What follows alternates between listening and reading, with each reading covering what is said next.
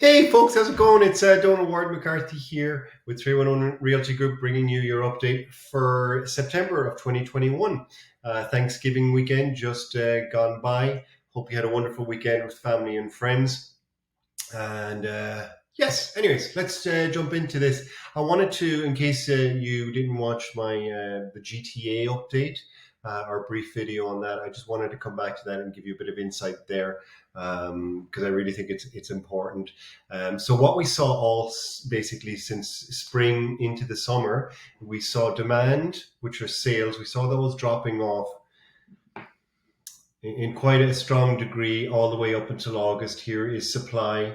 You can see in 2021, since March, you can see supply dropping down, dropping down, dropping down. So what happened? Prices.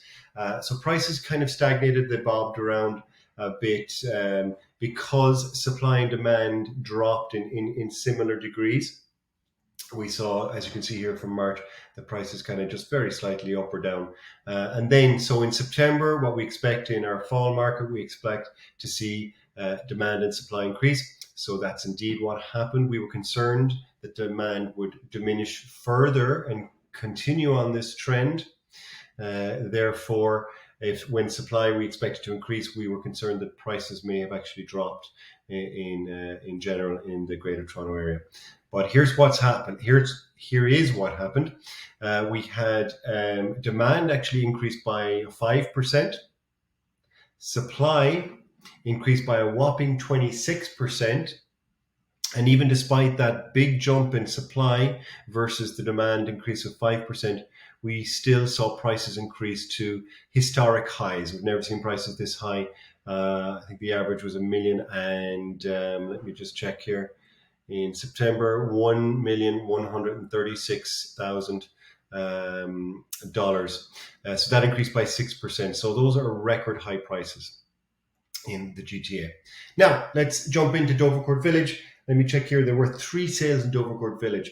And just a note on that in terms of supply, 3 sales is an absolute fraction of 1%. It's about a tenth or a 15th of 1%.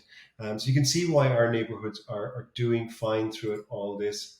And indeed, if there were downturn, I would expect that we would do quite well. So anyways, let's jump into those 3 sales, or the least expensive and the most expensive.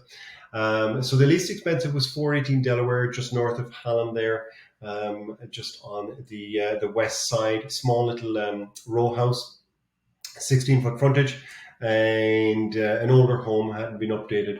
Granted, had 3 kitchens, which is good. You could turn that into a multiplex. Sold for $1,025,000 with a multiple offer strategy. The most expensive home was a sale, if you follow these, maybe a year and a half ago, 233 Bartlett Avenue sold in the neighborhood. And that one was listed at 1.999 and sold in 7 days for $2,318,000. So I figured that was about right. They added a story. It was fantastic finishes inside. So I don't think, that was an unreasonable price for that one. So let's jump into our overall stats. Oops, over this way. Whoopsie.